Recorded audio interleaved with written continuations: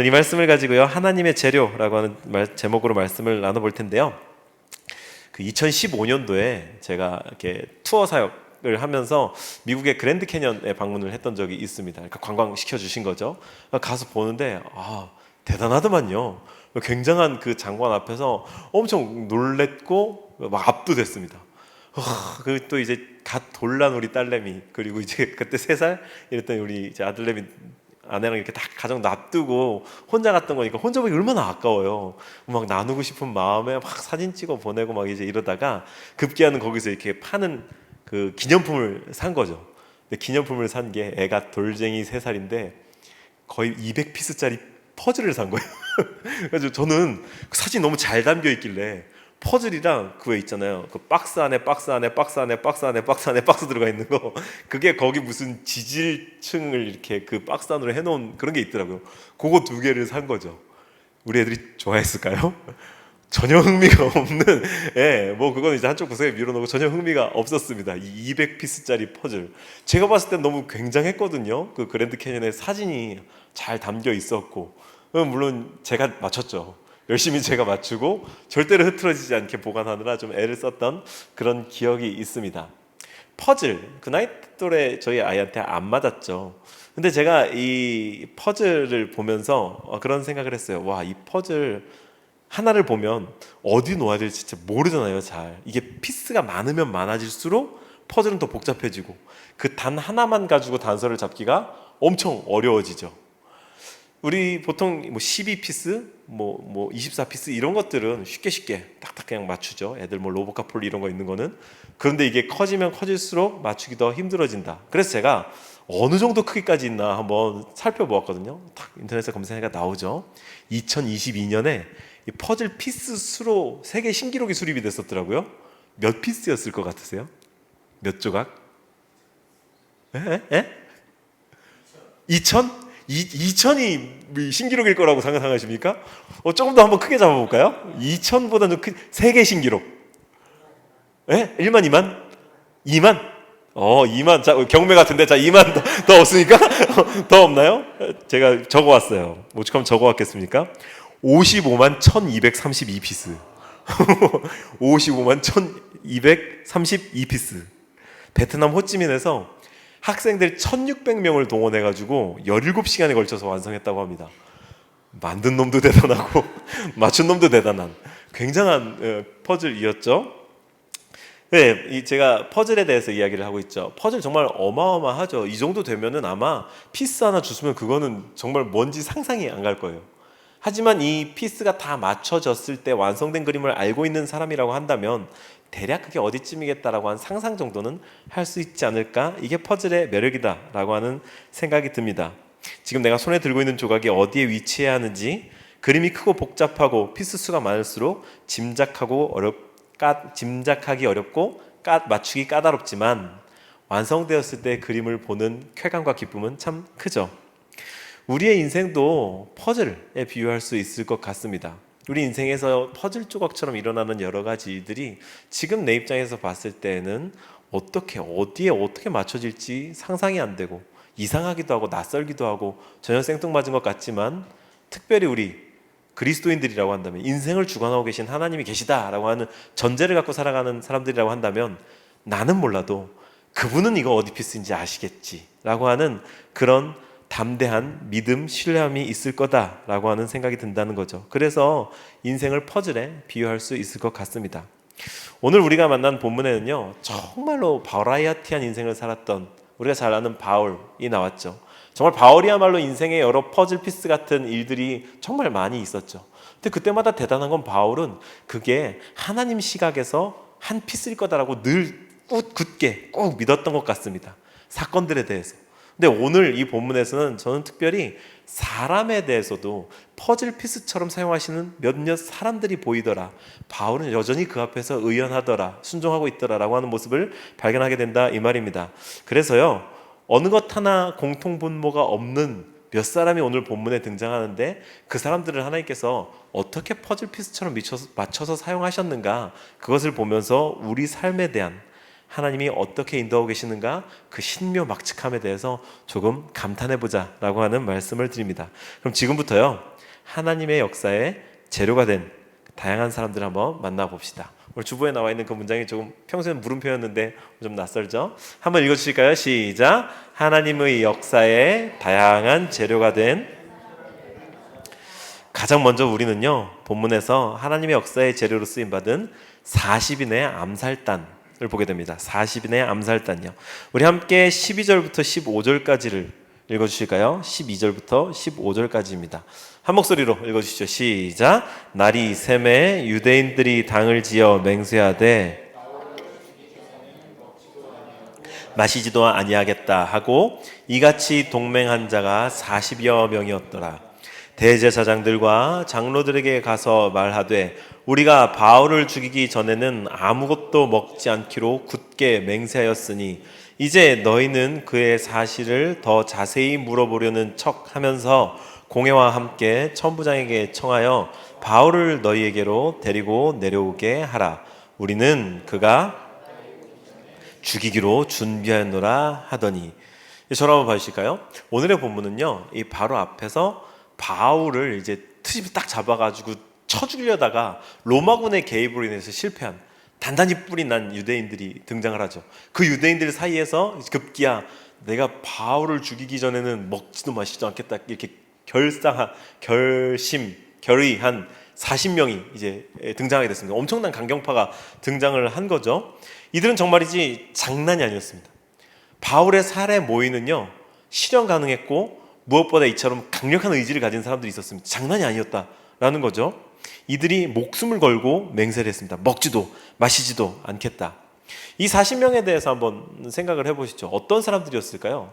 한 사람 한 사람을 우리가 다 알 수 없고 아무런 힌트도 없지만 적어도 당시에 바울을 대하는 그리스도의 복음을 접한 유대인들의 반응으로 미루어 보았을 때 아마 뭔가 좀 삶의 손해를 보지 않았을까라고 하는 짐작 정도가 될 수 있겠습니다. 어찌됐건 40인의 이 사람들은 삶에 뭔가 방해를 받고 영향을 받은 사람들이었을 것 같다라고 하는 추측이 좀 됩니다. 그래서 왜냐하면 유대교의 전통 속에서 예수 그리스도의 복음은 이 근간을 뒤흔드는 그런 일들이었단 말이죠. 유대인들이 보았을 때 저 예수를 믿는 것, 십자가 달려 죽은 저주받은 사람을 믿는 것, 그를 섬기는 것을 통해서 이방인들도 하나님의 백성이 될 수 있다라고 주장하는 건 너무나도 급진적인 주장이었고, 거기에 더 나아가서 야 괜찮아 할례도 안 받아도 돼 라고 하는 정도의 급진적인 주장을 하는 건 너무나도 불편한 일이었기 때문인 거죠. 그러니까 어딘가 뭐 감정적으로 상했든 삶의 생업에 영향을 받았든 이 사람들은 단단히 마음이 불편한 삶의 양식이 뒤바뀜을 통해서 매우 불편해진 사람들이었다. 그럼 이 사람들 뭐 죽이기까지 그렇게 일어나는 거 그래 이해할 수 있다고 칩시다. 이 사람들은 손해를 봤으니까요. 뭔가 변화가 불편하니까요. 그런데 중요한 거는요, 14절과 15절에 나오는 이 사람들입니다. 대제사장들과 장로들에게 가서 말하되 바울을 데리고 내려오게 하라. 대제사장들과 장로들, 이 사람들에게 가서 바울을 로마 천부장이 좀 데리고 나오게 해주십시오. 그럼 데리고 나오면 우리가 가서 죽이겠습니다. 당신 손에 피 안 묻혀도 됩니다. 우리가 죽이겠습니다. 그런데 생각해 보시죠. 대제사장들과 장로들이 어떤 사람들입니까? 당시 유대 사회의 질서 유지에 매우 중요한 역할을 하던 사람들이었습니다. 영적 지도자들, 사회적 지도자들, 어른들이었다 이 말입니다. 그 사람들이라고 하면 아무리 자기 반대편에 생각이 다르고 자신들의 종교를 반대하는 사람이라 하더라도 내가 죽일 테니까 나 그 죽이기 전에는 목숨을 내놨습니다. 안 먹을 거야, 안 마실 거야. 그러니까 당신들이 끌고 나오십시오. 악을 행하겠다고 선언한 것, 거기에 동참해달라고 말하는 것에 있어서 브레이크를 걸어야죠. 이 사회의 어른이라고 한다면 하나님의 말씀을 알고 율법을 준수하며 율법의 실천인 사랑을 행하도록 권면해야 하는 책임이 있는 사람들이라고 한다면 브레이크를 걸어줘야죠. 멈추게 해야죠. 그런데 이 대제사장들과 여기에 나오는 장로들은 여기에 브레이크를 걸지 않습니다. 요즘 이 세상에서 21세기 현대에서 이 대제사장들과 장로들과 같이 하나님의 말씀을 알고 하나님의 성품을 알고 말하자면 그분의 율법과도 같은 것을 지키며 살아가야 할 책임이 있는 존재들이 어떤 사람들입니까? 우리입니다. 그리스도인들. 다른 사람들과 똑같이 동일선상에서 윤리도덕에 대한 교육을 받지만 우리는 그보다 더 한 발 더 나가서 그 윤리도덕보다 더 높은 곳에 계신 더 깊은 인간 본성을 창조하신 하나님을 안다 이 말입니다. 그분을 믿고 섬긴다 이 말입니다.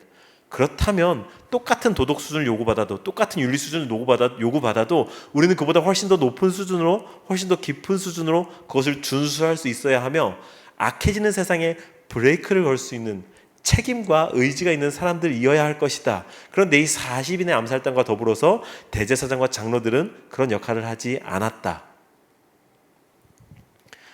사랑하는 여러분, 이 사람들이 왜 브레이크를 걸 수 없었는가? 왜 악해져가는 세상에 가속도를 붙일 수밖에 없었는가? 우린 그에 대해서 생각을 해야 됩니다. 그것은 이들이 하나님과의 관계가 깨어져 있기 때문에, 그와 더불어서 사람들과의 관계가 깨어져 있고, 타인과의 관계가 깨어져 있고, 나 스스로하고의 관계가 깨어져 있고, 이 세상하고의 모든 관계가 깨어진 상태에 있기 때문에, 자기가 어느 쪽으로 달려가는지도 모르는 깨어진 상태에 있기 때문이었다는 거죠.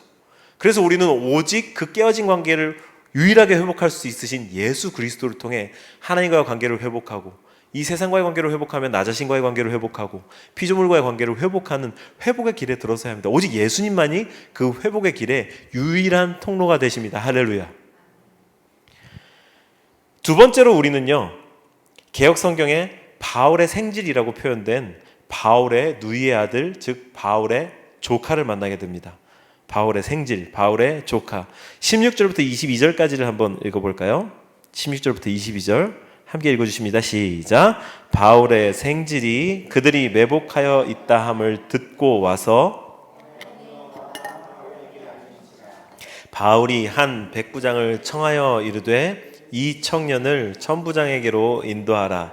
그에게 무슨 할 말이 있다 하니 천부장에게로 데리고 가서 이르되 죄수 바울이 나를 불러 이 청년이 당신께 할 말이 있다 하여 데리고 가기를 청하더이다 하매 천부장이 물러가서 조용히 묻되 내게 할 말이 무엇이냐 대답하되 유대인들이 공모하기를 그들이 바울에 대하여 더 자세한 것을 묻기 위함이라 하고 내일 그를 데리고 공회로 내려오기를 당신께 청하자 하였으니 당신은 그들의 청함을 따르지 마옵소서.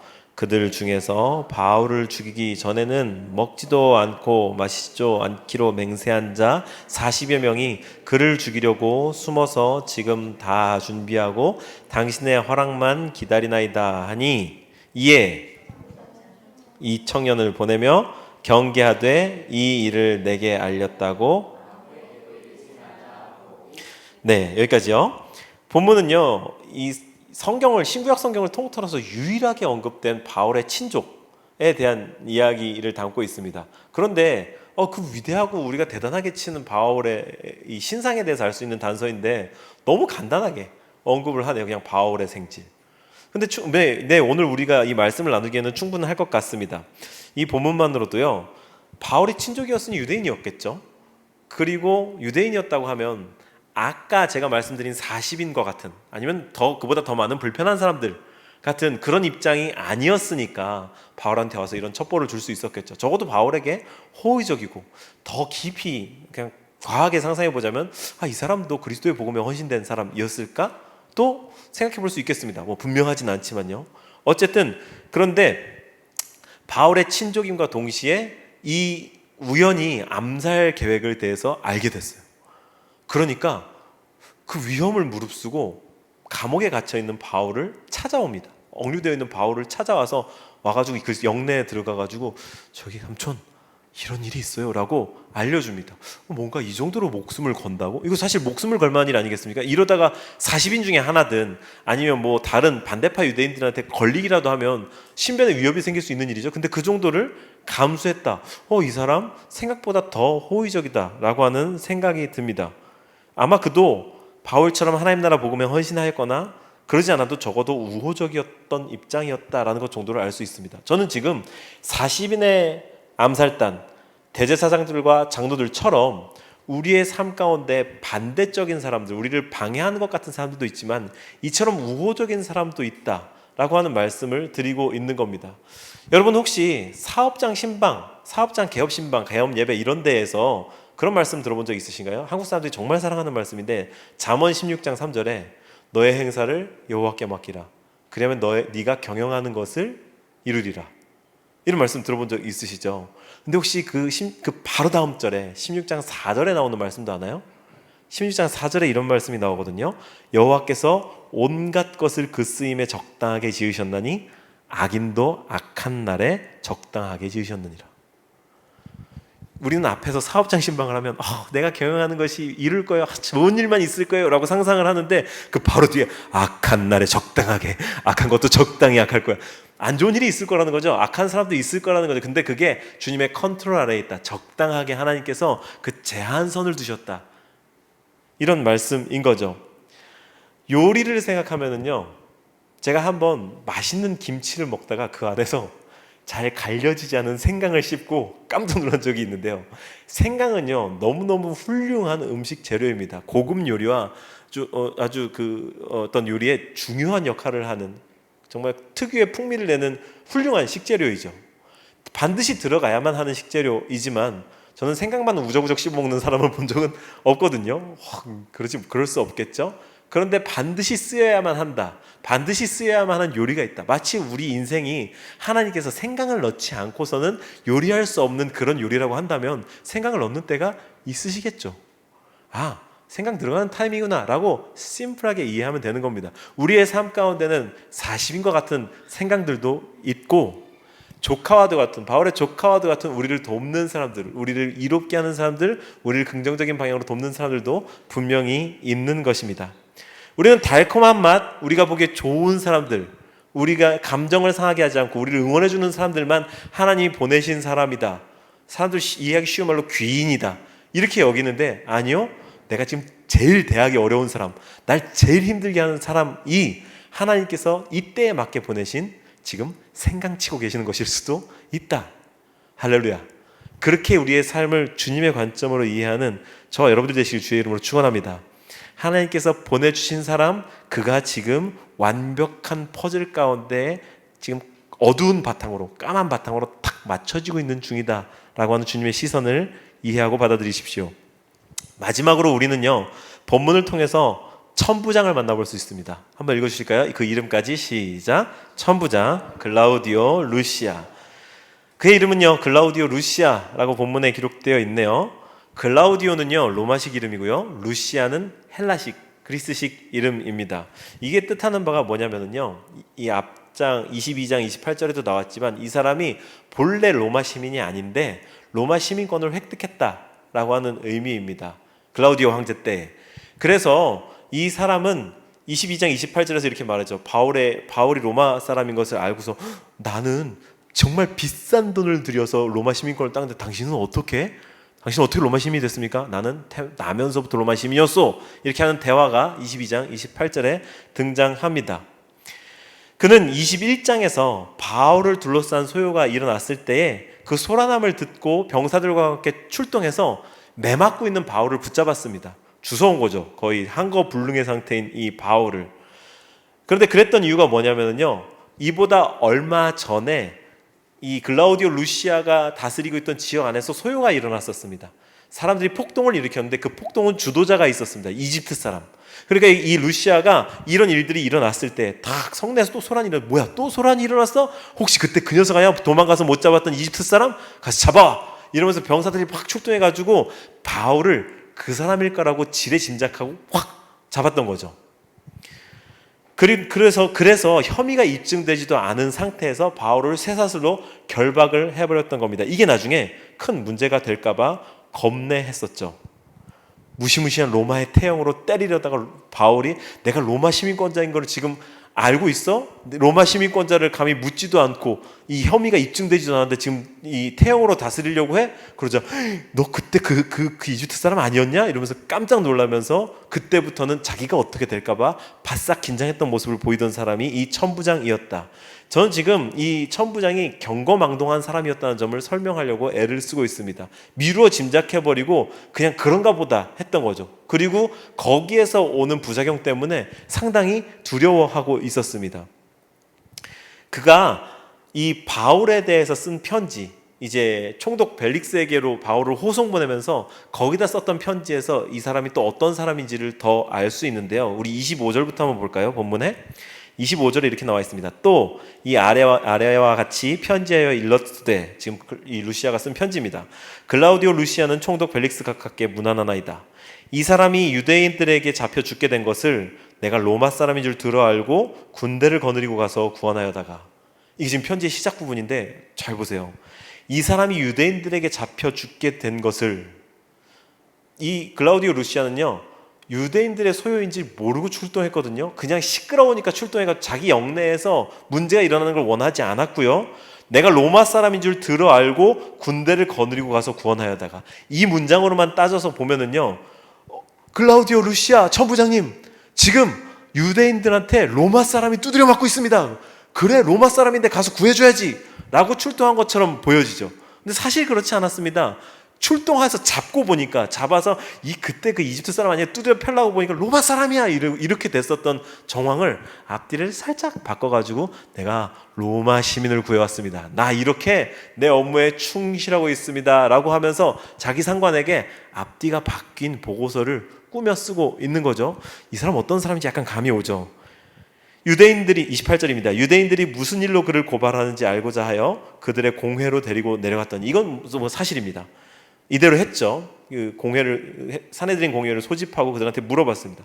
고발하는 것이 그들의 율법 문제에 관한 것뿐이요 한 가지도 죽이거나 결박할 사유가 없음을 발견하이다. 맞습니다. 그리고 그래서 그 이후에 호송을 해야 하는데, 사실 호송이 결정나지 않은 상태에서 바울의 조카가 와서 첩보를 준 거죠. 그러자 그 밤에 첩보를 받자마자 아무한테도 얘기하지 마. 이 사람 잘못되면 나 진짜 큰일 나니까 아무한테도 얘기하지 마. 그리고서 그 밤에 조용히 은밀히 아무도 모르게 자기 부대를 다 소집을 해가지고 호송을 훅 시켜놓고 다음날 아침에 니네 따질 거 있거든 가서 벨릭스 총독한테 가서 따져라 라고 사후 조치를 했습니다. 근데 여기 편지에 30절에 이렇게 나오죠. 그러나 이 사람을 해하려는 관계가 있다고 누가 내게 알려주기로 곧 당신께로 보내며, 여기까지는 사실인데 또 고발하는 사람들도 당신 앞에서 그에 대하여 말하라 하였나이다 하였더라. 아직 하지 않은 일인데 그에게 지금 바울을 호송하는 마차를 보내면서, 부대를 보내면서 그 편에 보내는 편지에 자기가 했던 일인 것처럼 썼다. 제가 지금 뭘 애써서 설명하고 있습니까? 이 사람이요 아주 기회주의적인 인물이면서 또한 자기에게 유리한 대로 상황을 좀 바꾸기도 하는 야비한 사람, 얍삽한 사람이다 라고 하는 점을 애써서 설명하고 있습니다. 지금 이 편지와 본문에 그대로 드러나죠. 우리 주변에 이런 사람 있죠. 다들 누군가의 얼굴을 떠올리고 계시는 것 같아요. 여기 말풍선이 이렇게 있는 것 같은데, 그런 사람 서글프게도 되게 쉽게 떠오릅니다.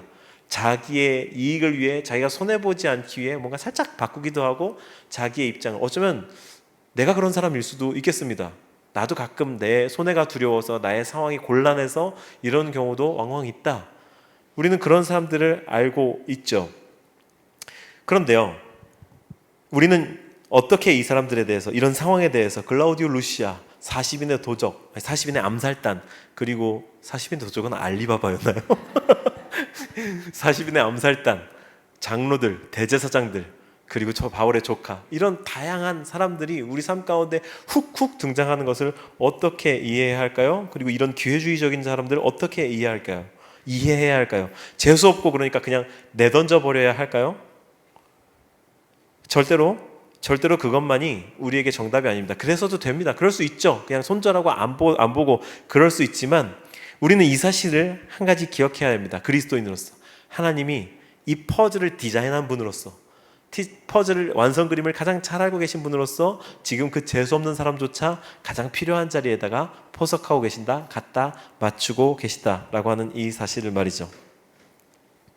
하나님은 완벽하고 실수 없이 그 재수 없는 인간과 마주쳤던, 섞였던 사건들을 재료로 삼아서 이러한 백부장의 성품을 재료로 활용하셔서 얼마나 멋지게 일하셨는가, 그것을 보고 기억해야 합니다. 23절과 24절입니다.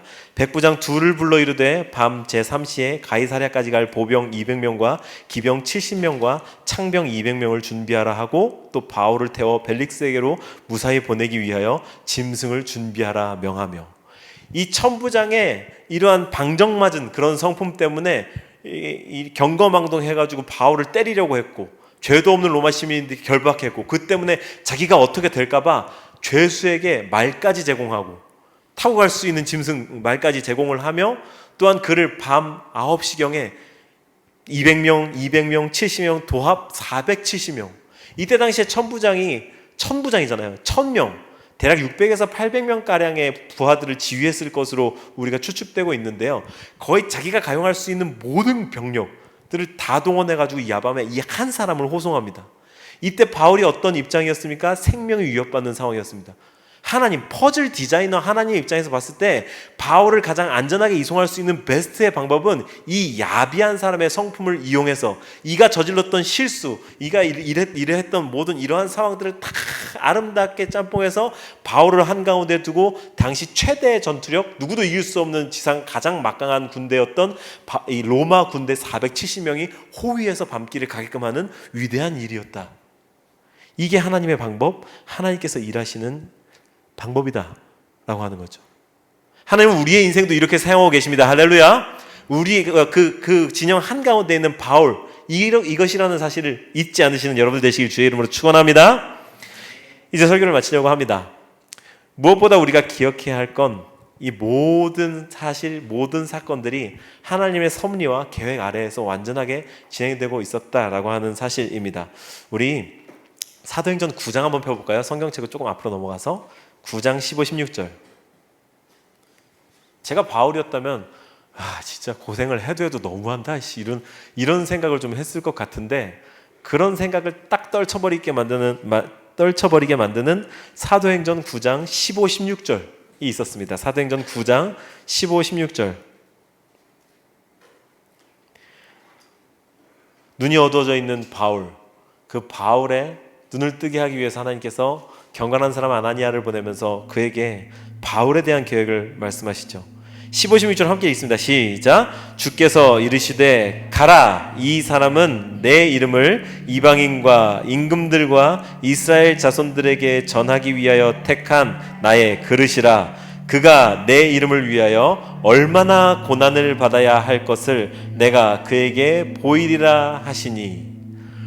고생길도 이런 고생길이 없었던 바울인데 정신 차리고 보니까 그냥 주님 처음부터 야, 바울 나 위해서 고생할 거야. 그러니까 가서 기도해줘. 얼마나 딱하니 가서 기도해줘. 고생할 거야.